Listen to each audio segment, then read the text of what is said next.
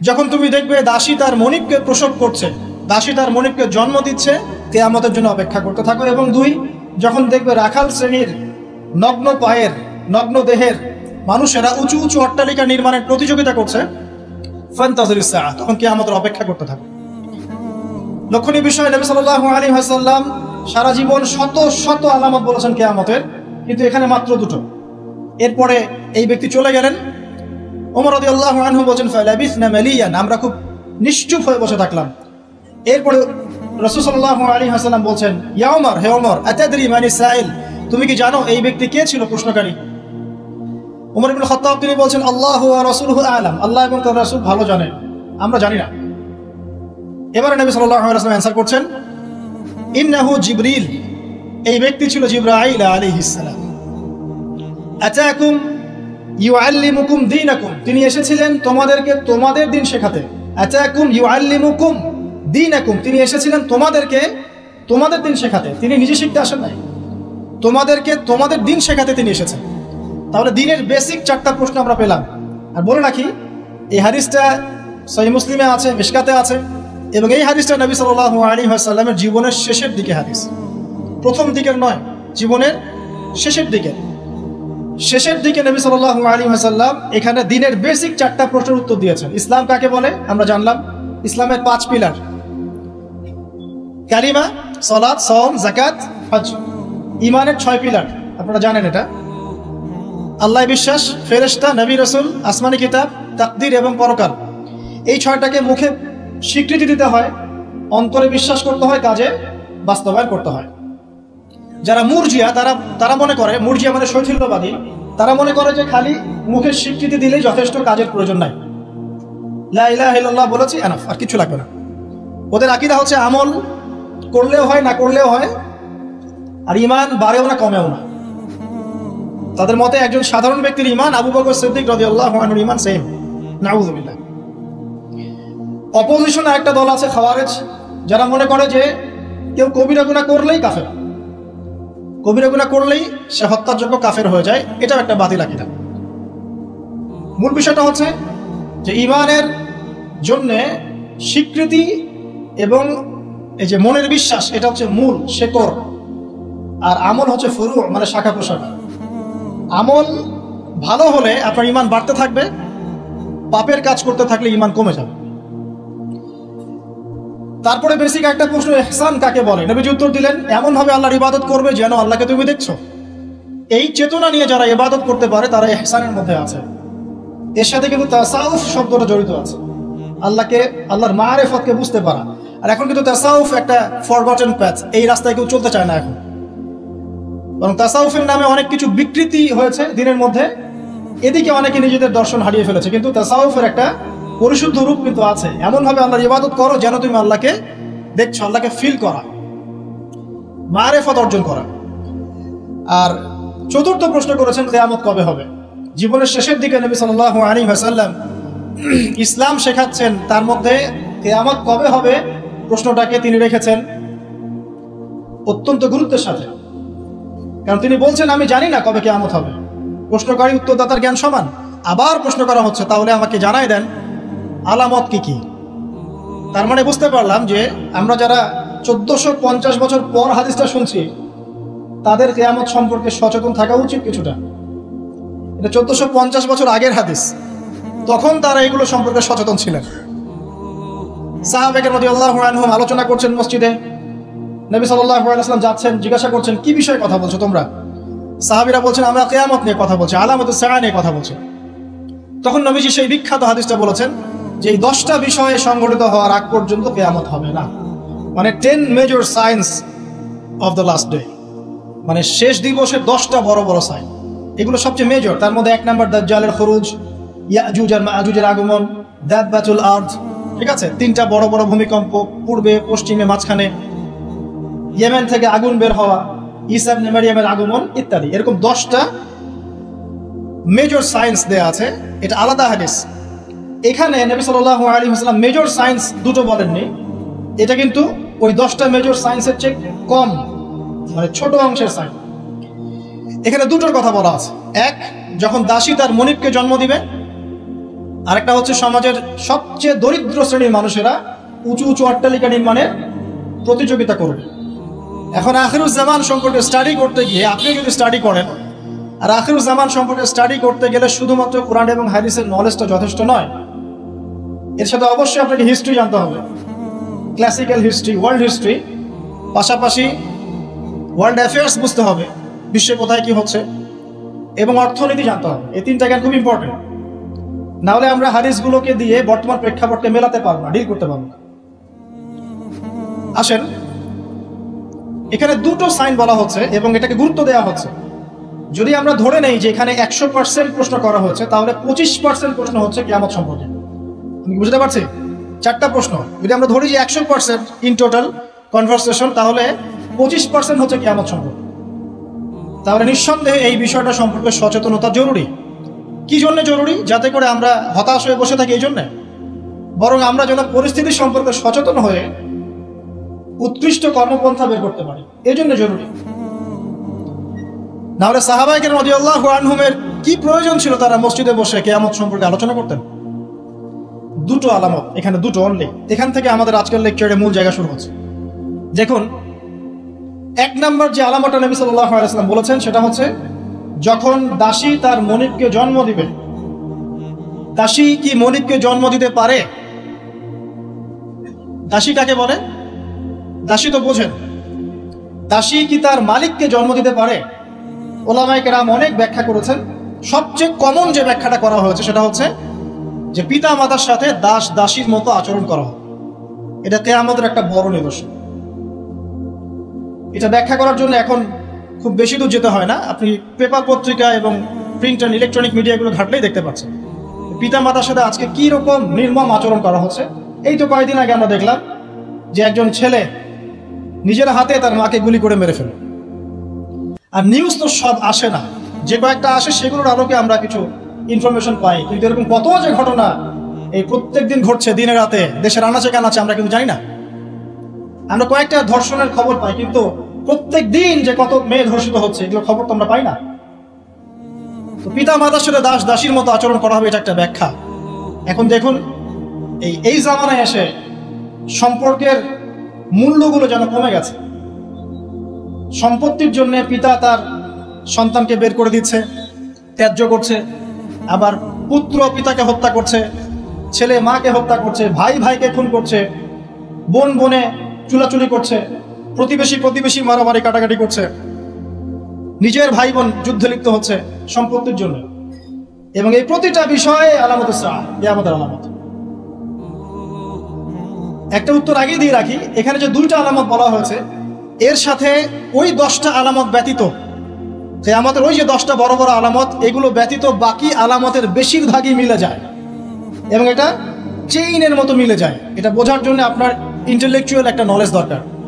ইনশাআল্লাহ আল্লাহ পাক সেটা আপনাকে দান করবেন ইনশাআল্লাহ, যদি আপনি ওপেন মাইন্ডেড হন, সংকীর্ণ মন না। দেখুন, সামাজিক মূল্যবোধটা ভেঙে গেছে, আত্মীয়তার সম্পর্কগুলো এখন আগের মতো নাই। ইভেন প্রতিবেশী কে সেটা খোঁজ নেওয়ার প্রয়োজনে মানুষ মনে করেন। সামান্য রিজনে আমরা একে অপরকে খুন করতে দ্বিধা করছি না, ছিনতাই করতে, চুরি করতে, ডাকাতি করতে। মানে সামাজিক সম্পর্ক যেগুলো ছিল, একটা হৃদ্যতা ভালোবাসার বন্ধন, এটা কিন্তু আর নাই। খুব ভালো করে খেয়াল করে দেখেন, সামাজিক হৃদ্যতার বন্ধনটা আগের মতো নাই। এমনকি যারা দিন বোঝে, দিন ইসলাম বোঝে, তাদের মধ্যেও সম্পর্কগুলো দেখেন, তাদের ভিতরেও সম্পর্কের দৈন্যতা আছে। মুখে যতই ঐক্যের কথা বলুক না কেন, ভিতরে দেখবেন হিংসা, বিদ্বেষ, গীবত, তহমত, সমালোচনার অসুস্থ সংস্কৃতি লালন করছে। সম্পর্কের সেই আগের হৃদ্যতা, মাধুর্যগুলো এখন আর পাওয়া যায় না। এখানে বোঝানো হচ্ছে দাসী তার মনিবকে জন্ম দিবে, স্পেশালি পিতা মাতার সাথে দাস দাসীর মতো আচরণ করা হবে। কত বড় বড় ডিগ্রিধারী মানুষের বাবা মা এখন বৃদ্ধাশ্রমে আছেন আপনি জানেন না, আমি জানি না। কেমব্রিজ, অক্সফোর্ড, হার্ভার্ড থেকে পড়ে এসেছে, এসে পিতা মাতাকে বৃদ্ধাশ্রমে দিয়েছে। যে পিতার হাত ধরে সে হাঁটা শিখেছে, শেষ বয়সে ওই পিতার লাঠি সে হতে পারে নাই। যে মা প্রসব বেদনা সহ্য করে তাকে জন্ম দিয়েছে, সেই মায়ের বুকে গুলি চালাতে এখন সন্তানের হাত কাঁপছে না। কিয়ামতের আর কোন নিদর্শনের জন্য আমরা অপেক্ষা করে বসে আছি? যাক, ওদিকে গেলে অনেক লম্বা হয়ে যাবে। এবার আসেন, যদি দ্বিতীয় অর্থ নেই, আরেকটা অর্থ দেওয়া হয়েছে, এটা ইন্টারপ্রিটেশন, ব্যাখ্যা, যে দাসী তার মনিবকে জন্ম দিবে মানে হচ্ছে সমাজের সত্য মিথ্যা, ন্যায় অন্যায়, ভালো মন্দের মানদণ্ডটা উল্টে যাবে। এবং এই ব্যাখ্যাটা আমার কাছে খুব পছন্দনীয় ব্যাখ্যা। আর দাসী মনিবকে জন্ম দিবে মানে উল্টা জিনিস হচ্ছে না এখানে। তার মানে সমাজের যে ন্যায় অন্যায়ের মানদণ্ড আছে, হক বাতিলের মানদণ্ড, এটা উল্টে যাবে। এবং এই হক বাতিলের মানদণ্ড প্রতিটা ক্ষেত্র থেকে উঠে গেছে। আপনাকে দেখাচ্ছি, মনে করেন আমরা ছোটবেলা থেকে 25-30 বছর পর্যন্ত পড়াশোনা করি। এখন জ্ঞান অর্জনের মানদণ্ড কি হবে? আল্লাহর সন্তুষ্টি অর্জন করা, আল্লাহর দিনকে শেখা, সেই দিন পালন করা, এর প্রচার করা, এর প্রতিষ্ঠা করা।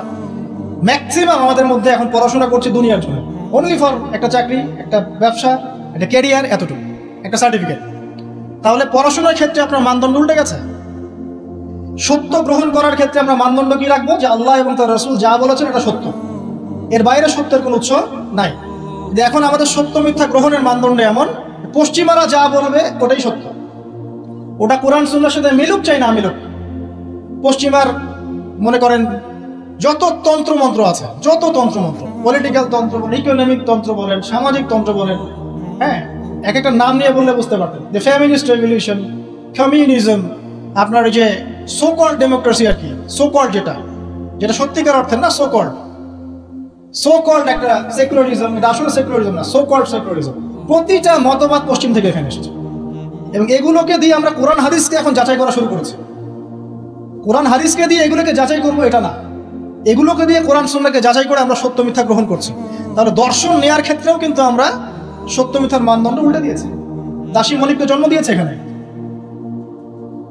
তাই না? দিন প্রচার ক্ষেত্রে, দিনের ক্ষেত্রে মুসলিম যারা আছে, আমরা আমাদের মধ্যে মানদণ্ড থাকবে এমন যে আমরা উদারপন্থী হব, আমরা দিন নিজেরা পালন করব, সহজ করে দেব, মানুষ পালন করবে, দিনের দাওয়াতি কাজ হবে, প্রসার হবে, ঐক্যবদ্ধ প্ল্যাটফর্ম থাকবে। দেখবেন সব উল্টে গেছে। ব্যক্তি জীবন থেকেই দিন বিদায় নিচ্ছে। বাইরে খালি দেখবেন হয়তো আমার এখানে লেবাসে দাড়ি টুপি আছে, ভিতরে গিয়ে দেখবেন যে আসলে আমার ব্যক্তি জীবনে, অর্থনৈতিক জীবনে, সামাজিক জীবনে ইসলাম নাই, পারিবারিক জীবনে নাই। তো মানদণ্ড উঠে যাচ্ছে। দেখবেন ঐক্যের মানদণ্ডের জায়গায় বিভক্তির মানদণ্ড নিয়েছি। তারপরে অর্থনৈতিক জীবনে যান, এখানে দেখেন মানদণ্ড দেখেন। মানুষ এখন হালাল হারামের যার্রা পরিমাণ পরোয়া করে না। অল্প কিছু মানুষ বাদ দিয়ে এই সব কিছুর বাইরে কিছু মানুষ আছে যারা একটু ব্যাকডেটেড, সেকেলে, যারা একটু মৌলবাদী টাইপের, এরা একটু অন্যভাবে চিন্তা করে। আর ম্যাক্সিমামে হালাল হারামের কোনো বাছ বিচার নেই, সমানে সুদ খাচ্ছে আর ঘুষ খাচ্ছে, দুর্নীতি করছে, টাকা আত্মসাৎ করছে, মানুষের সম্পদ লুট করে খাচ্ছে, জমি লুট করে খাচ্ছে। এটা যে একটা পাপ, এই বোধটুকু পর্যন্ত গায়েব হয়ে গেছে। আমানত নিয়ে একটা হাদিস পড়ছিলাম গতকাল রাতে, নবী সাল্লাল্লাহু আলাইহি ওয়াসাল্লাম বলছেন এমন যুগ আসবে যে আমানত এই কলিজা থেকে উঠিয়ে নেওয়া হবে, শুধু একটা নোক্তার মতো ফোঁটা বাকি থাকবে। তারপরে আবার সে ব্যক্তি ঘুমাবে, আমানত উঠিয়ে নেওয়া হবে, থাকবে একটা ফস্কার মতো। ফস্কার ভিতরে যেমন পানি আর পুষ ছাড়া কিছুই থাকে না, তেমনি আমানতের একটা খালি শেল থাকবে। মানুষ বলবে ওই লোক বড় আমানতদার, কিন্তু ওর মধ্যে যাররা পরিমাণ আমানতদারিতা থাকবে না। তো মানদণ্ড দেখেন, অর্থনৈতিক জীবনে আমাদের মানদণ্ড আর আগের মতো নাই। আমরা এখানে হালাল হারামের পরোয়া খুব কম মানুষই করি। যারা বলে যে সুদ খাওয়া হারাম, ঘুষ খাওয়া হারাম, দুর্নীতি করা হারাম, ইত্যাদি ইত্যাদি, উত্তর দেয় এগুলো ছাড়া আবার এই যুগে চলা যায়? সুদ না খেয়ে আবার এই যুগে চলা যায়? মানে মায়ের সাথে জেনা না করে এই যুগে চলা যায়? মেয়েদেরকে ধর্ষণ না করে এই যুগে চলা যায়? মানে 1 দিরহাম সুদ খেলে 36টা মেয়েকে ধর্ষণ করা হয়, বুখারী হাদিস আছে। আর আল্লাহ পাক কোরআনে কি বলছেন? যে কোরআন মাথায় তুলে আমরা রেখে দেই সুন্দর করে পরিষ্কার করে একদম আলমিরার উপরে, সেখানে আল্লাহ পাক বলছেন সুদ ছেড়ে দাও, যদি না ছাড়ো তাহলে আল্লাহ এবং তার রাসূলের সাথে যুদ্ধের ঘোষণা শুনে না। মানুষ এখন বলছে আল্লাহ এবং তার রাসূলের সাথে যুদ্ধ না করে থাকা যায়? এখন অর্থনৈতিক জীবনে সত্য মিথ্যার কোনো মানদণ্ড নাই। টাকা উপার্জনের ক্ষেত্রে আমরা হালাল হারামের যাররা পরিমাণ পরোয়া করছি না। দাড়ি টুপি রেখেও দেখবেন অনেক সময় আমরা এমন কিছু ব্যবসা শুরু করেছি যেখানে ধর্ম অনেক দূরের বিষয়। অনেকে ধরা পড়ছে এখন বিভিন্ন অভিযানে, প্রশাসনে দেখবেন দাড়ি টুপি পাগড়িওয়ালা। তো এরা কি ইসলাম বোঝে না? অন্যরা না হয় বোঝে না, এরাও কি ইসলাম বোঝে না? ধর্মকেও অনেক সময় ব্যবসা বানিয়েছি আমরা, ধর্মকেও অনেক সময় ব্যবসার হাতিয়ার বানিয়েছি আমরা। দেখবেন বহু এমন জায়গা আছে যেখানে ভণ্ডামি হচ্ছে, বেদাতি কাজকর্ম হচ্ছে, কুফরি হচ্ছে, শিরিক হচ্ছে, মানুষ লক্ষ লক্ষ টাকা ঢালছে, গরু দিচ্ছে, ছাগল দিচ্ছে, কি করছে না করছে আপনারা আরো ভালো জানেন। তো হালাল হারামের কোনো পরোয়া আমরা ইকোনমিক লাইফে করছি না, আর পলিটিক্যাল লাইফে তো করার প্রশ্নই ওঠে না। কারণ এখানে এই বিশ্বে, বর্তমান বিশ্বে পলিটিক্স করতে হলে হালাল হারাম নির্ধারণ করবে পশ্চিমারা, ব্যাস, ফুল স্টপ। ওরা যেটা বলবে হালাল হালাল, ওরা যেটা বলবে হারাম হারাম, এর বাইরে কিচ্ছু নাই। আর এখন সারা বিশ্ব যারা শাসন করছে এরা বেশিরভাগই বদ মানুষ, এরা ফাসেক আর জালেম আর কাফের মুশরিক, বেশিরভাগই বিশ্ব যারা শাসন করছে তাদের কথা বলছে। যত বড় বড় বৈশ্বিক সংগঠনগুলো তৈরি করেছে এরা বেশিরভাগই বদ শ্রেণীর মানুষ। ভিতর থেকে ইন্টারনালি আমি বলবো দে আর জাস্ট লাইক বিস্ট, জানোয়ারের মতো। কোথায় কার মধ্যে যুদ্ধ বাঁধিয়ে দেওয়া যাবে, যুদ্ধ বাঁধিয়ে দিয়ে অস্ত্র বিক্রি করা যাবে, কোথায় ওই মনিটরি সিস্টেম দিয়ে মানুষকে ঋণের ফাঁদে ফেলা যাবে, সুদের ফাঁদে ফেলে একটা দেশকে দখল করে ফেলা যাবে, কোথায় এখন শান্তিপূর্ণ একটা মুসলিম কান্ট্রির মধ্যে জঙ্গি ইস্যু তৈরি করা যাবে, জঙ্গি ইস্যু তৈরি করে ওখানকার মানুষদেরকে ম্যাসাকার করা যাবে, সারাদিন এই কূটকৌশল চিন্তা করতে থাকে। বিশ্বের যত বড় বড় শয়তান আছে তারা ওই পশ্চিমা সভ্যতা থাকে এখন। আর ইবলিস তো অনেক আগে দায়িত্ব ছেড়ে দিয়েছে, জানেন? ইবলিস অনেক আগেই দায়িত্ব ছেড়ে দিয়েছে। যখন সে এরকম চেলাপেলা তৈরি করে ফেলেছে, এখন সে রিল্যাক্সড। আরো সে বসে, ওর যে কুরসি আছে সমুদ্রের উপরে, সমুদ্রে ওর কুরসি এবং আরশ আছে, এটা জানেন নাকি? হয়তো জানেন না। সমুদ্রের উপরে ইবলিসের কুরসি আছে, আরশ আছে। ওটা কুরসি না, সম্ভবত আরশই বলা হয়। ইবলিসের সিংহাসন আর কি সমুদ্রের উপরে আছে, এটা হাদিসে এসেছে। ও ওখানে রিল্যাক্সে বসে থাকে এখন, কারণ তার কাজ তো মানুষই করছে এখন, দরকার নাই তো। এমন এমন ওয়েপন্স তৈরি করেছে যেটা পৃথিবীতে একবার পড়লেই মানব জাতি ধ্বংস হয়ে যাবে। একটা নিউক্লিয়ার ওয়ার যদি হয় বিশ্বে, তাহলে দেখবেন বিশ্বের প্রায় 500 থেকে 600 কোটি মানুষ না খেয়ে মারা যাবে। এটা ওদেরই রিপোর্ট। এটা লাগিয়ে দেওয়ার জন্য তারা উস্কাচ্ছে। একবার ইউক্রেনকে উস্কায় রাশিয়ার এগেনস্টে, একবার তাইওয়ানকে উস্কাচ্ছে চায়নার এগেনস্টে, একবার একে একবার ওকে। মানে পৃথিবীটাকে আর সুশৃঙ্খল রাখার কোনো উদ্দেশ্য নিয়ে তোদের নাই। আর মুসলিমদেরকে তো মানে এদেরকে তো ডিল করার কোনো প্রশ্নই ওঠে না। মুসলিম যেখানে সেখানেই ডমিনেট করো। তো যারা এই জায়গায় আছে, সত্য মিথ্যা ন্যায় অন্যায় চূড়ান্ত মানদণ্ড যে আল্লাহর ওহী, এটা ওদেরকে কে বুঝাবে? সারাদিন আপনি এটা বলতে বলতে মাথা ঠোকরাতে ঠোকরাতে মারাও যদি যান, তারা কি মেনে নিবে? সত্য মিথ্যা ন্যায় অন্যায় হক বাতিলের চূড়ান্ত মানদণ্ড হচ্ছে আল্লাহর ওহী, মানবে?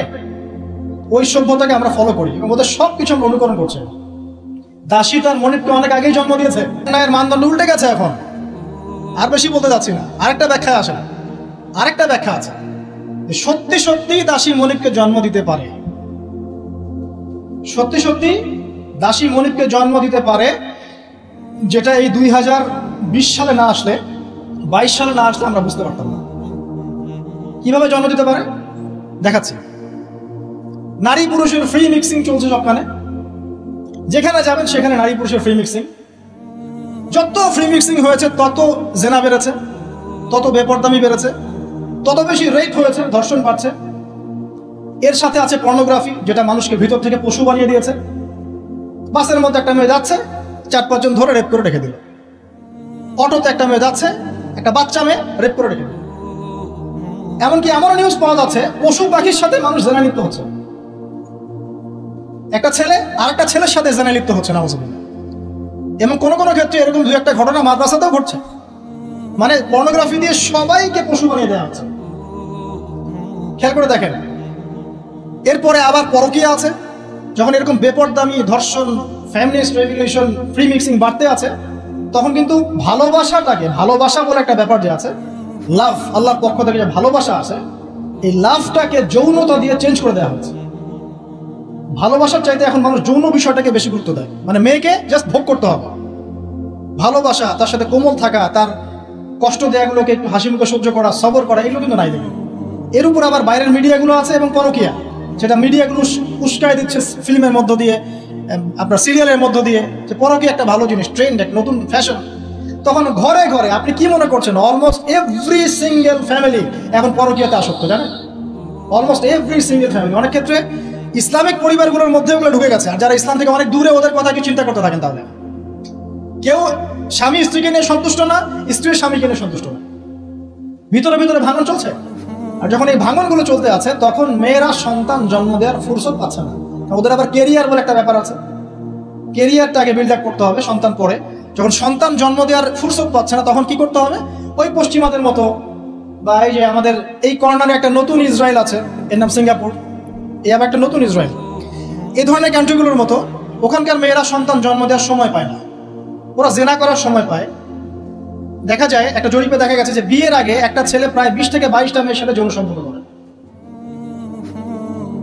এটা নাউজুবিল্লাহ বলছেন, বাট আমি আরেকটা হাদিস পড়ছি রিসেন্টলি, যেখানে নবী সাল্লাল্লাহু আলাইহি ওয়াসাল্লাম বলছেন আখিরুজ জামানে একটা ছেলের পিছনে এমন একটা সময় আসবে, যেটা এখন আসেনি আলহামদুলিল্লাহ, এমন একটা সময় আসবে যে একটা ছেলের পিছনে 30-40 জন মেয়ে ঘোরাঘুরি করবে শুধু যৌন সম্পর্কের জন্য। এই সময়টা ওরা পার করে এসেছে পশ্চিমবঙ্গে।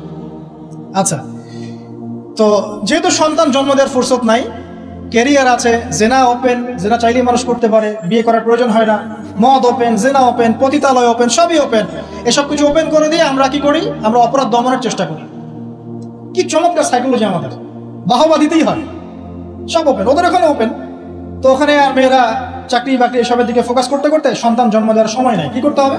দরিদ্র যে কান্ট্রিগুলো আছে, যেমন ওই যে ইন্দোনেশিয়া, শ্রীলঙ্কা, কোনো কোনো ক্ষেত্রে আরও যে আপনার ওই যে আফ্রিকার কিছু কান্ট্রি, নাইজেরিয়া, যে ঘানা, যে মালি, এই টাইপের যে কান্ট্রিগুলো আছে, দরিদ্র, একদম দরিদ্র কান্ট্রি, এদের থেকে মেয়েদেরকে হায়ার করে। কিসের বিনিময়ে? যে তোমাকে ডলার দেওয়া হবে। ডলার কি জিনিস সেটা তো বোঝেন, এটা অস্ত্র সারা বিশ্বকে শাসন করা। আমি ছাপাবো, আমার প্রেস আছে, আমার সিনেট আছে, আমরা ছাপাবো, আর আমরা হচ্ছি ওয়ার্ল্ডের সুপার পাওয়ার, আমরা চাইলে ছাপাতে পারি, আমাদেরকে বলার কেউ নাই। ছাপাবো, ওইটা দিয়ে আমি তেল কিনবো, তাহলে এটাও আমার, ওইটাও আমার। এখন তেল যে কিনছি, ওকে আমি সেই ডলারগুলো দিচ্ছি, সে ওই ডলারগুলো নিয়ে মনে করছে আমি অনেক ধনী হয়ে গেলাম। হ্যাঁ, এবং সে ধনী হচ্ছেও, কারণ এটা চলছে সারা ওয়ার্ল্ডে। সে তার প্রযুক্তিগত উন্নয়ন, বস্তুবাদী উন্নয়ন করতে থাকলো, ভোগবিলাসে ব্যস্ত থাকলো। এরপর আবার সে ওই টাকা দিয়ে আমার কাছে অস্ত্র কিনছে। যে ডলার আমি তাকে দিলাম তেলের বিনিময়ে, এবার সেই ডলার দিয়ে সে আমার কাছ থেকে আবার অস্ত্র কিনছে। এবার আমি আবার অস্ত্রকে সেলও করলাম, তাহলে সবই আমার, আদতে আপনার কিছু না। আর ওই অস্ত্র দিয়ে আপনি কি করছেন? ওই অস্ত্র দিয়ে আপনি মুসলিম কান্ট্রিদের মধ্যে গিয়ে মুসলিমদেরকে হত্যা করছেন। আর কোনো কোনো ক্ষেত্রে ইনোসেন্ট দুইটা কান্ট্রির মধ্যে লড়াই লাগিয়ে দিয়ে আমি অস্ত্র ব্যবসা করছি, কোটি কোটি টাকা, কোটি কোটি ডলার। এই হলো তো চরিত্র। আমি কখনো বলি নাই যে ওরা ইয়াজুজ আর মাজুজ, আমি শুধু এতটুকু বলেছি যে ওদের মধ্যে ইয়াজুজ আর মাজুজের চরিত্র আছে, সারা দুনিয়া ফাসাদ সৃষ্টি করে পারে। মূল পয়েন্টে আসেন, ওইসব দরিদ্র কান্ট্রি থেকে মেয়েদেরকে নিয়ে ডলারের বিনিময়ে মেয়েদের গর্ভটা ভাড়া নেওয়া হচ্ছে। 9 মাস এখানে স্পার্ম ইনজেক্ট করা হবে এবং এর ফলে একটা বেবি হবে, এবং এই বেবিকে অনেক ভালো কিছু খাওয়াতে হবে। এই জন্য 9 মাস তাকে খুব ভালো পানি, ভালো খাবার দেওয়া হয়। এরপর যখন মেয়েটা গর্ভ খালাস করে, বাচ্চাকে রেখে সে তার কাজ শেষে চলে গেল, ডলারের বিনিময়ে তার গর্ভ ভাড়া নেওয়া হচ্ছে।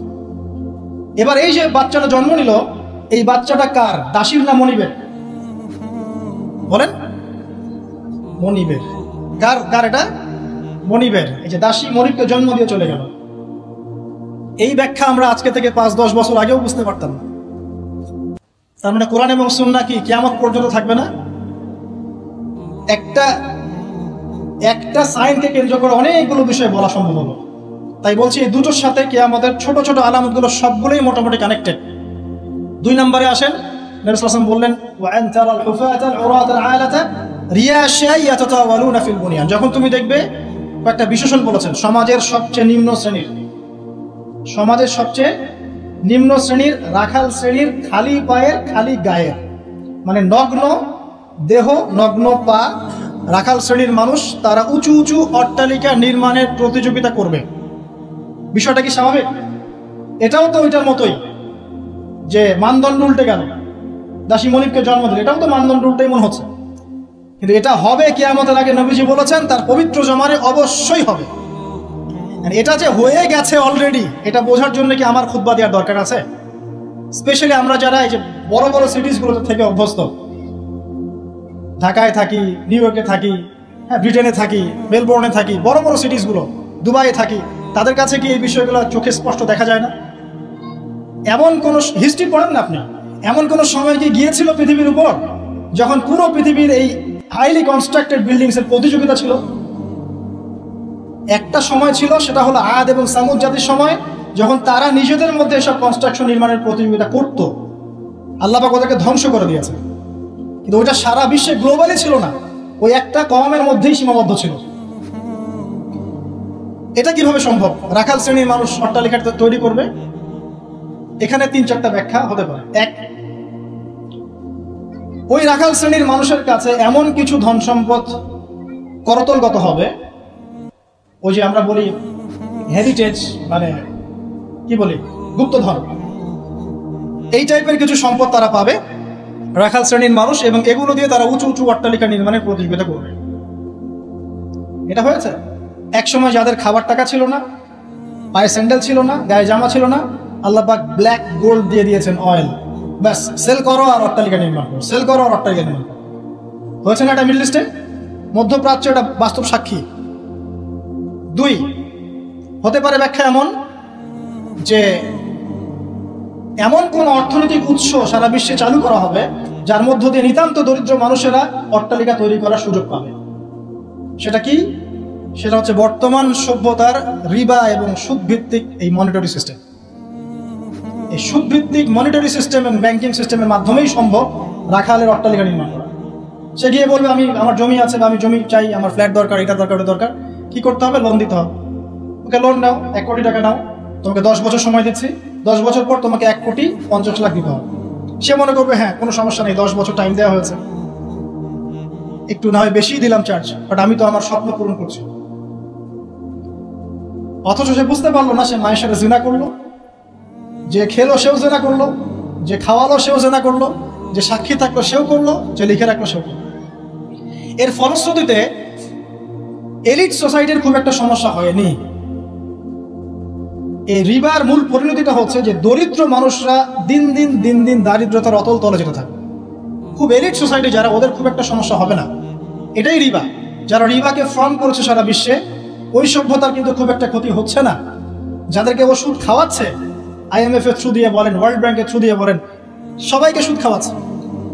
ঋণ চাচ্ছ, ঋণ দিব, এইসব শর্তগুলো দেখে ঋণ দিব, তবে আমাকে এত % দিতে হবে, অত % দিতে হবে। এখন এই পার্সেন্টেজের টাকাটা কত টাকা, এই টাকাটা কি আমাদেরকে দিতে হবে না? অতএব এখানে সুদ আমরা খাচ্ছি, খেতে হচ্ছে। সারা ওয়ার্ল্ড এভাবে চলছে। এখন আপনি কি ওয়ার্ল্ডের বাইরে যেতে পারবেন? পারবেন না। তো সারা বিশ্বে এভাবে এই সুদভিত্তিক মনিটরি সিস্টেমের মধ্য দিয়ে দরিদ্র শ্রেণীর মানুষকে উঁচু উঁচু অট্টালিকা নির্মাণের সুযোগ করে দেওয়া হয়েছে। সংক্ষেপে বললাম। আরেকটা ব্যাখ্যা হতে পারে, এবং আমার কাছে এই ব্যাখ্যাটা খুব ভালো লাগে, সেটা হলো দুর্নীতি এবং করাপশনের মধ্য দিয়ে কালো টাকা অর্জন করে সেই টাকা দিয়ে দরিদ্র রাখাল শ্রেণীর মানুষ উঁচু উঁচু অট্টালিকা নির্মাণ করবে।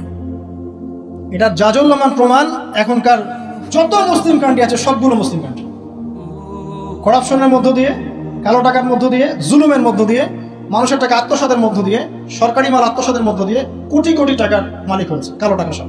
এবং এটা একটা বড় অংশ পাচারও করা হয়ে গেছে। তো 3টা ব্যাখ্যাই মেলাতে পারবেন আপনি কিভাবে একজন রাখাল শ্রেণীর মানুষ উঁচু উঁচু অট্টালিকা নির্মাণ করতে পারে। হয় তার কাছে গুপ্তধন সে প্রাপ্ত হবে আল্লাহর পক্ষ থেকে, অথবা সে সুদভিত্তিক ব্যাংকিং সিস্টেমের মধ্যে দিয়ে এটা করবে, অথবা সে জুলুম এবং করাপশনের মধ্য দিয়ে এটা করবে। তবে শেষ কথা হচ্ছে, সবকিছু করার পরেও কিয়ামত পর্যন্ত এই হাদিসে জিবরিলে তার নাম রাখালি থেকে যাবে, রাখালি থেকে যাবে, রাখালি থেকে যাবে। আপনি কি বুঝতে পারছেন? সম্মান দেওয়ার মালিককে।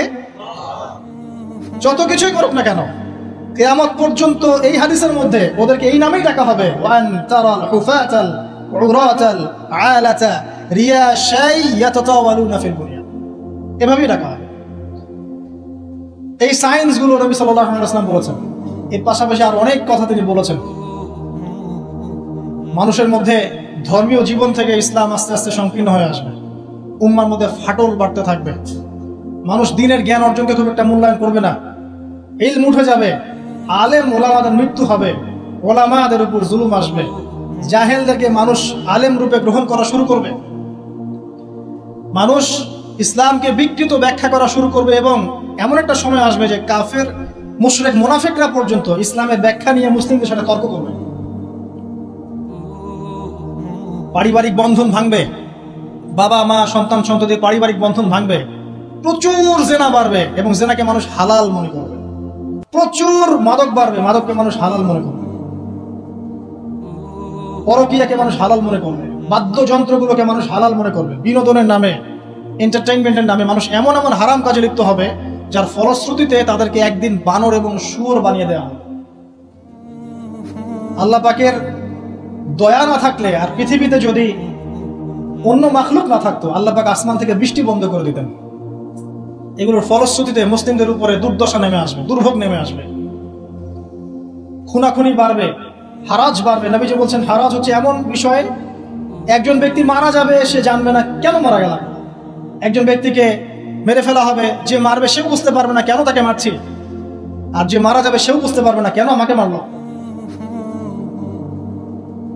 সবচেয়ে মারাত্মক হচ্ছে যে ফ্যামিলিস্ট রেভলিউশন বাড়বে, মহিলাদের মধ্যে বেপরদামি বাড়বে, ব্যভিচার বাড়বে এবং পতিতাদের সংখ্যা বাড়বে। এটা ফ্রি হয়ে যাবে, মানুষ সবার উন্মুক্ত হয়ে যাওয়ার সময় ইজি আপনার কাছে উন্মুক্ত হয়ে যাবে, মাদক ইজি উন্মুক্ত হয়ে যাবে, অশ্লীলতার প্রসার ঘটবে। তখন আল্লাহ রাসূল বলছে সাল্লাল্লাহু আলাইহি ওয়াসাল্লাম, আল্লাহ পাকের পক্ষ থেকে ভূমি ধসের আযাব আসবে, ভূমি ধসের আযাব আসবে, জালজালা ভূমিকম্প আসবে এবং আকৃতি পরিবর্তনের আযাব আসবে, মানুষের আকৃতি পরিবর্তন হবে। তিনি বলছেন সময়গুলো এমন ভাবে যাবে যেন মানুষের কাছে মনে হবে যে গতকালটা আজকের চাইতে ভালো ছিল। মানুষের কাছে এমন মনে হবে গতকালটা আজকের চাইতে ভালো ছিল, গত বছর এই বছর হচ্ছে ভালো ছিল। মানুষের কাছে মনে হবে যে হায় আমি যদি কবরবাসী হতাম, কবরের পাশ দিয়ে হেঁটে যাবে আর বলবে হায় আমি যদি জীবিত না থেকে কবরবাসী হতাম। প্রকৃতিও পরিবর্তন হয়ে যাবে, প্রকৃতি ঋতু পরিবর্তন হয়ে যাবে, বৃষ্টিপাতের মধ্যে সমস্যা সৃষ্টি হবে, বন্যা বলেন, ভূমিকম্প বলেন, খরা, দুর্যোগ যা যা দেখছেন আল্লাহর পক্ষ থেকে গজব, আযাব এগুলো ক্রমান্বয়ে বাড়তে থাকবে। এমনকি সময়কে কেন্দ্র করে বলা হয়েছে সময় পর্যন্ত সংক্ষিপ্ত হয়ে আসবে।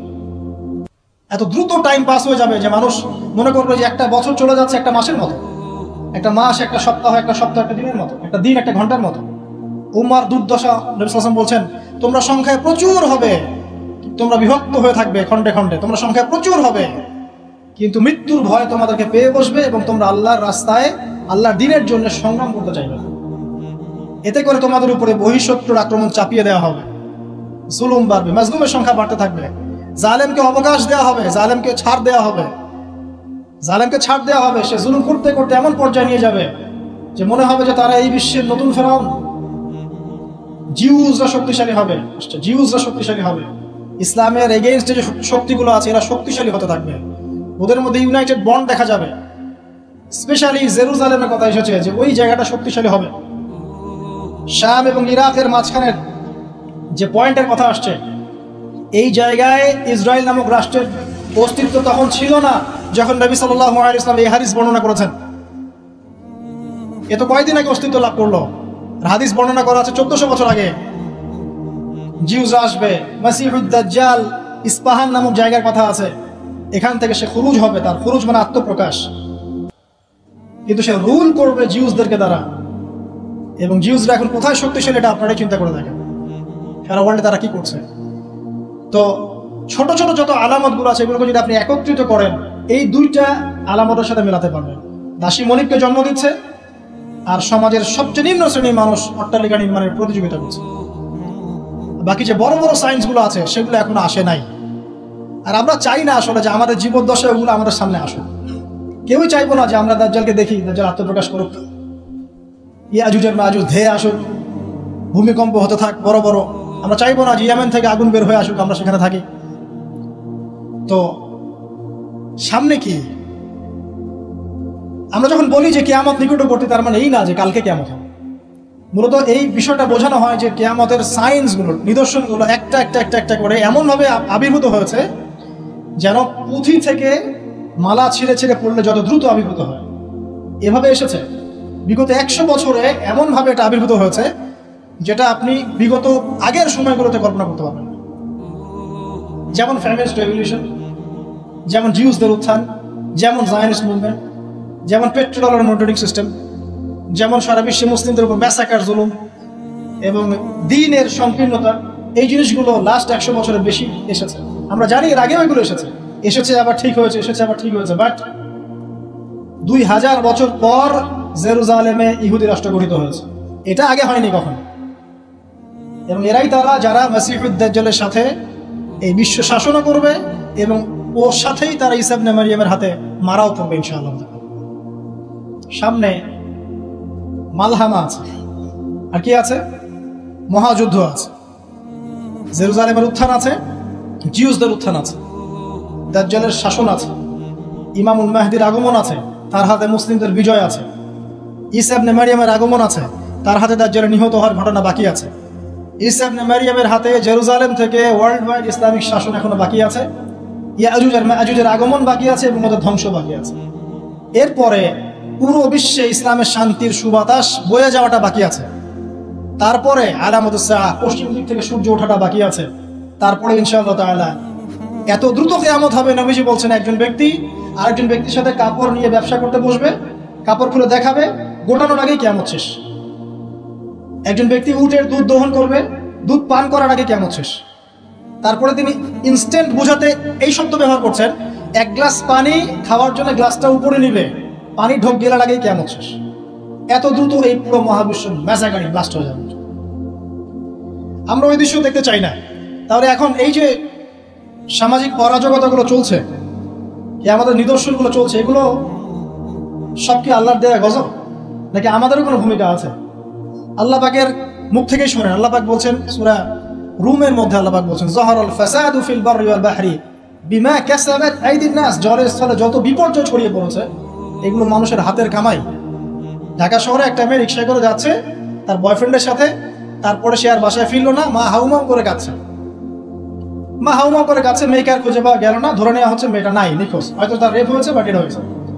মা স্টেটমেন্ট দিচ্ছে সাংবাদিককে যে আমি ছেলেটাকে বললাম তুমি যদি মেয়েকে ভালোই বেসে থাকো তাহলে মেয়েকে বাসায় পৌঁছে দিলে না কেন?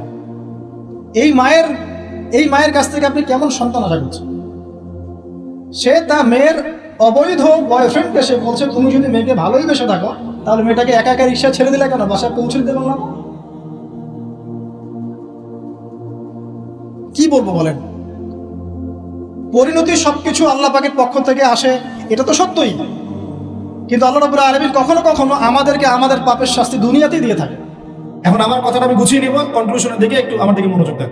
আর শেষে গিয়ে আমি আপনাদেরকে 5টা প্রশ্ন করবো। কয়টা ভাই? সেরা 5 জন, যে 5 জন অ্যান্সার দিতে পারবেন তাদের জন্য আমি হাদিয়া নিয়ে আসছি। 5টা বই আমি আমার পক্ষ থেকে উপহার দেবো ইনশাআল্লাহ। ঠিক আছে? এই যে লেকচারটা দিয়েছি এর উপরেই 5টা প্রশ্ন হবে ইনশাআল্লাহ।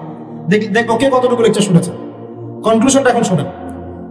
পুরো বিশ্বের প্রেক্ষাপটটা এখন আমাদের অনুকূলে না। আমার সাথে বলেন তো কি বললাম? পুরো বিশ্বের প্রেক্ষাপটটা আমাদের অনুকূলে না। বিশ্বের বড় বড় সেক্টরগুলো মনে রাখবেন, বড় বড় সেক্টরগুলো হচ্ছে 1 রাজনীতি, 2 ভূ রাজনীতি, 3 অর্থনীতি, 4 সংস্কৃতি, 5 শিক্ষা এবং 6 প্রযুক্তি। কটা বললাম? 6। এই প্রতিটা বিষয় এখন আমরা নিয়ন্ত্রণ করি না। এটাই বাস্তব, এটাই সত্য। কারা নিয়ন্ত্রণ করে? ইসলামের দুশমনরা করে। ইসলামের দুশমনরা করে। এবং দুশমন বলতে সব ইহুদি সব খ্রিস্টান নয়। মনে করবেন না যে হিন্দু ভাই ইসলামের দুশমন, না, সবাই ইসলামের দুশমন না। তাদের মধ্যে অনেক ভালো মানুষ আছে, ইহুদিদের মধ্যেও কিছু ভালো মানুষ আছে। একজন ইহুদি সকালবেলায় এসে উহুদের যুদ্ধ করেছিল, একটা সেজদাও দেয় নাই, বেচারা শহীদ হয়ে জান্নাতে চলে গেছে। ইহুদিদের মধ্যে আব্দুল্লাহ বিন সালামের মতো বড় আলেম ছিলেন। সব ইহুদি না, আর সব খ্রিস্টান না। খ্রিস্টানদের মধ্যে বাদশা নাজাশীর মতো মানুষ ছিলেন, মুসলমানদেরকে আশ্রয় দিয়েছিলেন। তাহলে কারা সমস্যা? জায়নিস্টরা। কারা? ইহুদি খ্রিস্টানদের মধ্যে একটা দল আছে, একটা ইউনিটি আছে, বন্ডিং আছে, এটাকে আমি অ্যালায়েন্স বলি। এটা হচ্ছে জায়নিস্ট মুভমেন্ট, জায়নবাদী। এটা নিয়ে একটা বই আছে, অনেক বই আছে, ইউনিভার্সিটিতে অনেক বই পড়ানো হয়। এখন একটা বই ভালো চলছে, the secrets of Zionism, the secrets of Zionism. এই বইটাও পড়লে আপনারা বুঝতে পারবেন, অনেক কিছু বুঝতে পারবেন। তো হেনরি ফোর্ডের লেখা, উনি আগে জায়নি ছিলেন, পরে বের হয়ে আসতেন, তওবা করে ফিরে আসতেন। তো এরা হচ্ছে এই বিষয়গুলো নিয়ন্ত্রণ করে, প্রতিটা বিষয়, প্রত্যেকটা বিষয়, ব্যাংকিং সিস্টেম থেকে শুরু করে পলিটিক্যাল অ্যাফেয়ার্স, এভরিথিং। আমাদের হাতে কিছু নাই, কিন্তু আমরা বললাম যে ফিউচারে ঈসা আলাইহিস সালাম আসবেন এবং এটা কায়েম করবেন। এই তো কনক্লুশন। তাহলে মাঝখানে যে সময়টা বাকি আছে, এই সময়টাতে কাদের হাতে কোন বৈশিষ্ট্য ধারণ করতে পারলে আমাদের হাতে এই বিষয়টা হবে? এই তো প্রশ্নটা, এই না বিষয়টা? মাঝখানে একটা সময় তাহলে বাকি। সামনেও দেখলাম কি হতে যাচ্ছে, ঈসা ইবনে মারিয়াম আসবেন, ইমামুল মাহদি আসবেন, এই খেলাফা কায়েম হবে ইনশাআল্লাহ। তবে মাহদি আবার আনাচে কানাচে অনেক মাহদি বের হচ্ছে, এগুলো মাহদি না। ভুলেও এসবের পাত্তা দিবেন না, একদমই পাত্তা দিবেন। আমার কাছে শুনেন, এগুলো নিয়ে আমরা স্টাডি করতেছি না দীর্ঘদিন থেকে। মালহামা না হওয়া পর্যন্ত মাহদি আসবেন না। কি হওয়া পর্যন্ত? মালহামা মানে গ্রেট ওয়ার, বিশাল যুদ্ধ, একটা ম্যাসাকার যুদ্ধ, মানে 99% কম্ব্যাটর মারা যাবে। যোদ্ধা 100 জনের মধ্যে 99 জন মারা যাবে। যে বাঁচবে সে মনে করবে আমি সেই ব্যক্তি যে বাঁচবে, সবাই আশা নিয়ে যাবে ওখানে। কি নিয়ে হবে যুদ্ধ? ইরাকের ইউফ্রেটিস নদীর সোনার পাহাড়কে কেন্দ্র করে। ইরাকের ইউফ্রেটিস নদীর, ফোরাত নদীর সোনার পাহাড়কে কেন্দ্র করে। আর বললাম যে হোলি ল্যান্ড তারা চায়, ওই নীলনদ থেকে ফোরাত এই পুরোটাই হোলি ল্যান্ড, নীলনদ থেকে ফোরাত পুরোটাই হোলি ল্যান্ড, ওরা পুরোটাই দখল করতে চাচ্ছে। ওরা শুধু গাজা চায় না। লাস্ট 100 বছর থেকে ওরা এই মিশনে হাঁটতে হাঁটতে হাঁটতে মোটামুটি এখন 70-80% জায়গা কিন্তু দখল করে ফেলেছে, ফেলে নাই? ওইটা আরেকটা ইস্যু, ইনশাআল্লাহ প্যালেস্টাইনে আরেকদিন কথা হবে। এখন মূল কথায় আসেন, তাহলে আমরা ফিউচারটাও জানি, বর্তমানটাও বুঝতে পারছি। এখন এইসব মাহাদিদের পিছনে ছুটবেন না, মাহাদি আসবেন, যখন আসবেন আমরা চিনতে পারবো। তবে আমার মনে হয় যদি ওই সময় এইসব মিডিয়াগুলো থাকে আর এরকম কিছু মুনাফিক আহলুন নেসাত থাকে, তারা ইমাম মাহাদিকেও সন্ত্রাসী বলে দিবে, আমার তাই মনে হয়। আল্লাহ মাফ করুন। এখন মাঝখানে একটা প্রজন্ম দরকার। আমরা যদি আল্লাহর কবুলিয়ত পাই, হয়তো আমরা যদি এই সময়টা পেয়ে যাই, যদি আমরা না পাই আমাদের ফিউচার জেনারেশন, যদি তারা না পায় তাদের ফিউচার জেনারেশন, এইভাবে হয়তো চলতে থাকবে। কখন সেই প্রজন্ম আসবে আর কোন বৈশিষ্ট্য তাদের থাকবে, এর আগে আমি জাস্ট আপনাদেরকে 2টা আয়াত শোনাচ্ছি। এক, আল্লাহ পাক বলছেন ইন তানসুরুল্লাহ ইয়ানসুরকুম, সূরা মুহাম্মাদে আছে, তোমরা যদি আল্লাহকে সাহায্য করো আল্লাহ তোমাদেরকে সাহায্য করবে। আমার সাথে বলেন, তোমরা যদি আল্লাহকে সাহায্য করো আল্লাহ তোমাদেরকে সাহায্য করবে। মানে আল্লাহর কি সাহায্যের দরকার আছে? তোমরা আল্লাহকে সাহায্য করো বলতে তোমরা যদি আল্লাহর দ্বীনকে সাহায্য করো, তোমরা যদি আল্লাহর দ্বীনকে সাহায্য করো আল্লাহ তোমাদেরকে সাহায্য করবেন। ওয়া ইউসাব্বিত আকদামাকুম, তোমাদের পা আল্লাহ পাক শক্ত করে দিবেন। একটা। 2 নাম্বার, ইন্নাল্লাহা লা ইউগাইয়িরু মা বিকওমিন হাত্তা ইউগাইয়িরু মা বিআনফুসিহিম, আল্লাহ পাক কোনো কওমের কোনো জাতির অবস্থা ততক্ষণ পর্যন্ত পরিবর্তন করেন না, সংশোধন করেন না, যতক্ষণ তারা নিজেরাই নিজেদের অবস্থা পরিবর্তনের চেষ্টা না করে। আয়াত তো পরিষ্কার। এখন তৈরন আবাবিল আসবে না, এসে ইসরায়েলে হামলা করবে না, পাথর নিক্ষেপ করবে না, এটা সেই যুগ না। এটা আবরাহার যুগ না যে হস্তি বাহিনীকে ধ্বংস করার জন্য তৈরন আবাবিল আসবে, এটা সেই যুগ নয়। এখন আবাবিল আপনাকেই হতে হবে, আমাকেই হতে হবে। কথা কি বুঝতে পারছেন? এটা নিজেদের তাকদীর, নিজেদের ভাগ্য, নিজেদের মানে ভবিষ্যৎ আল্লাহর উপর তাওয়াক্কুল করে তার হুকুম মেনে আমাদেরকে করতে হবে। কোন কোন বৈশিষ্ট্য লাগবে একটু খালি বলে শেষ করে দিই। এক, এমন প্রজন্ম চাই যেই প্রজন্ম 5 ওয়াক্ত নামাজ পড়ে। রাজি আছে কিনা ইনশাআল্লাহ? জোরে বলেন। আল্লাহ সাক্ষী থাকুন। আমি এমন প্রজন্ম চাই যেই প্রজন্মের প্রত্যেকটা মুসলিম পরিবারের 100% নামাজি মাসা। এটা না হওয়া পর্যন্ত বড় বড় বয়ান করেও কোনো লাভ নাই। এক, ঠিক আছে ভাই? রাজি আছি তো ইনশাআল্লাহ? আজকের পর থেকে নামাজ ছাড়বো? আল্লাহ পাক আমাদেরকে নামাজ শক্ত করে ধরার তৌফিক দান করুন। নামাজটা ভালো করে শিখে নেবেন, ধীর স্থির ভাবে পড়বেন, তাড়াহুড়া করবেন না, ঠিক আছে? 3G 4G না, শান্তভাবে পড়বেন। 2, আমরা এমন প্রজন্ম চাই যে প্রজন্মের 100% মুসলমান কোরআন তেলাওয়াত করতে পারে। রাজি আছি কিনা ইনশাআল্লাহ? আগামী বছর ওয়াজ করতে আসার আগেই আপনাদের সবার কোরআন তেলাওয়াত সহি চাই ইনশাআল্লাহ। রাজি আছেন ইনশাআল্লাহ? আল্লাহকে কথা দেন, রাজি আছেন? অবশ্যই অবশ্যই কোরআন তেলাওয়াত শিখতেই হবে।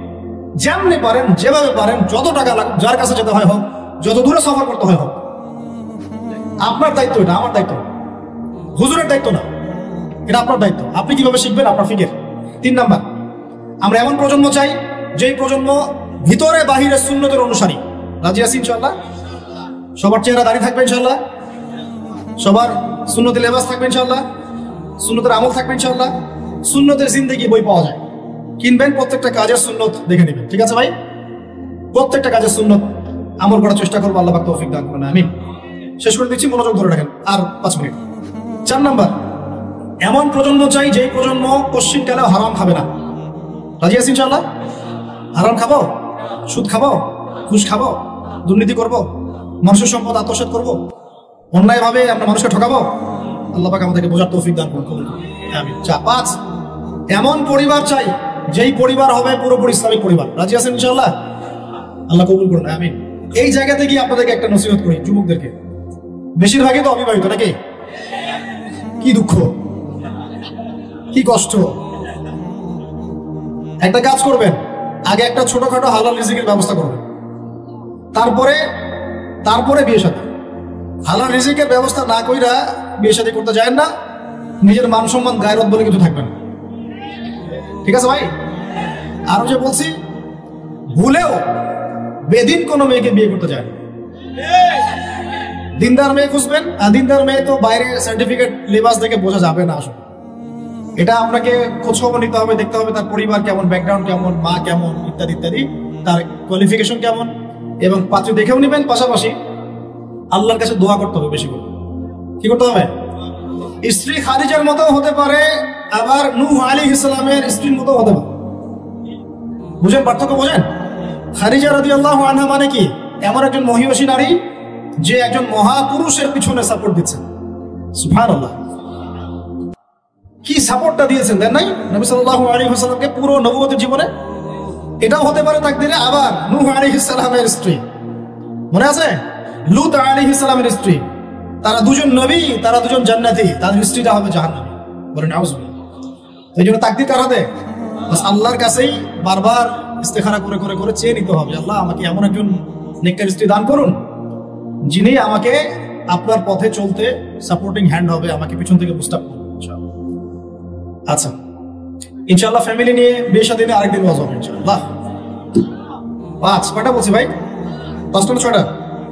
5টা। 6 নাম্বার, যে বাচ্চা কাচ্চা আছে আমাদের ভাই বোন, ছোট ছোট ছোট বাচ্চা কাচ্চা যেগুলো, এক একজনকে এক একজন মর্দে মুজাহিদ হিসেবে তৈরি করবে ইনশাআল্লাহ। তাহলে ওদেরকে আমরা পড়াশোনা করাবো কি? কি পড়াশোনা করাবো? হ্যাঁ, কি পড়াবেন? হামটি টামটি নাকি Jack and Jill went up the hill, twinkle twinkle, কি পড়াবেন? কচি মাথাটাকে তো সবাই নষ্ট করে ফেলতেছেন। বাচ্চা কাচ্চাদেরকে ইসলামিক মূল্যবোধ দিয়ে বড় করেন। প্লিজ ভাই বসেন, একটু এগুলো করেন না, শেষ করতে দেন, পরিবেশটা বজায় রাখেন। আর 4টা পয়েন্ট, ওটা 6টা বলছি না? 7 নম্বর হচ্ছে আল্লাহ পাক আমাদেরকে প্রতিভা দিয়েছেন না সবাইকে। কেউ লিখতে পারে, কেউ বলতে পারে, কেউ ব্যবসা ভালো বোঝে, কেউ ইন্টারনেট সেকশন ভালো বোঝে, এরকম আছে না? আল্লাহ পাক আপনাকে যা দিয়েছেন ওইটাকেই দিনের জন্য কাজে লাগাবেন। রাজি আছেন?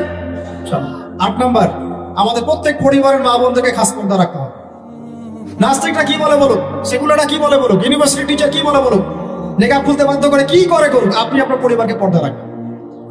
যদি ওদিকে দেখেন যে কোনোভাবেই কাজ হচ্ছে না, ওই জগৎ ছেড়ে দিয়ে বাসায় চলে আসে। দরকার নেই পড়াশোনা। আমি আমার মেয়েকে মাদ্রাসায় পড়াবো, দরকার নেই আমার পড়াশোনা, ঠিক আছে? প্রয়োজনে নিজে প্রতিষ্ঠান করে আপনার সন্তানকে পড়াবেন।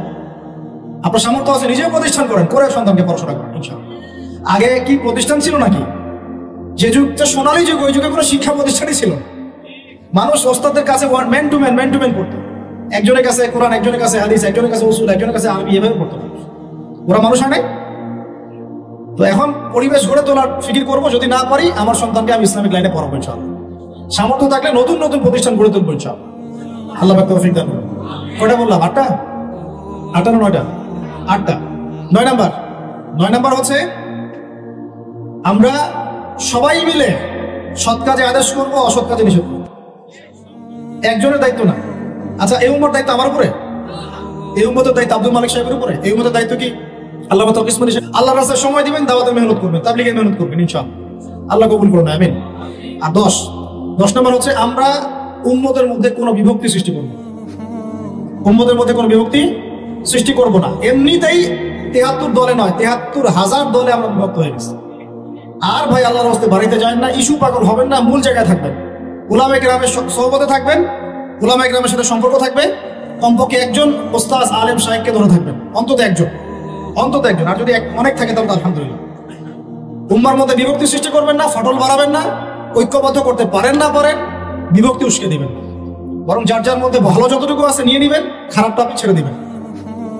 সবাই সব কাজ করবে না। আপনার আমার বড় বড় লেভেলে সমালোচনা করার যোগ্যতা হয়নি, আপনি চুপ থাকবেন। তারা তাদের মধ্যে কি করছে না করছে এটা আপনার দেখতে হবে না। সবাইকেই স্ট্যাটাস দিতে হবে না, সবাইকেই লিখতে হবে না, সবাইকেই বলতে হবে। যারা বিজ্ঞ বরেণ্য এই বিষয়ে যাদের জ্ঞান আছে তারা বুঝবে উম্মার জন্য কিভাবে আগাতে হবে। আল্লাহ পাক আমাদের সবাইকে এইরকম জামা করে দিন, এরকম ইমারা দান করেন, আমিরুল মুমিনিন দান করেন। আল্লাহ পাক আমাদের সবার মধ্যে যে ভুল বোঝাবুঝি এগুলো দূর করে দেন। আমরা দোয়া করবো আল্লাহ পাক আমাদের প্রত্যেক রাজনৈতিক নেতা, প্রশাসনের ব্যক্তিবর্গ, অর্থনৈতিক নেতা, সাধারণ মানুষ, নারী, শিশু, আবাল বৃদ্ধ যারা আছে সবাইকে আল্লাহ পাক হেদায়েত দান করেন, সবাইকে আল্লাহ কবুল করেন, সবাইকে আল্লাহ পাক ইসলাম বোঝার তৌফিক দান করেন, সবাই মিলে একটা ঐক্যবদ্ধ শক্তিশালী জাতি গঠনের তৌফিক দান করেন, যার 50টা মিসাইল থাকবে ইনশাআল্লাহ। ঠিক আছে? তারপরে দেখবো ইনশাআল্লাহ খেলা হবে। তারপরে কি হবে? আসল এটাই হচ্ছে আসল। তারপরে আল্লাহ পাক যেন আমাদের সবার মধ্যে দ্বীনি ইলম অর্জনের তামান্না দান করেন। সবাইকে আল্লাহ পাক কোরআন শেখার তৌফিক দান করেন, হাদিসের উপর আমল করার তৌফিক দান করেন, সুন্নতি জীবন করার তৌফিক দান করেন। সবাইকে আল্লাহ পাক যেন নেককার স্ত্রী দান করেন, যাদের সামর্থ্য আল্লাহ পাক 2টা 3টা দান করেন, আরো দান করেন। যাদেরকে আল্লাহ পাক সামর্থ্য দিয়েছেন বেশি বেশি বাচ্চা কাচ্চা দান করেন। আল্লাহ রাব্বুল আলামিন সবাইকে হালাল রিজিক যথেষ্ট করে দেন, আমাদের সন্তানদেরকে মানুষ করার তৌফিক দান করেন এবং সর্বোপরি আমাদের জানমাল সময় শ্রমকে কাজে লাগায় আল্লাহর জমিনে ওই বাইতুল মুকাদ্দাস আবার বিজয় করার তৌফিক আমাদেরকে দান করেন।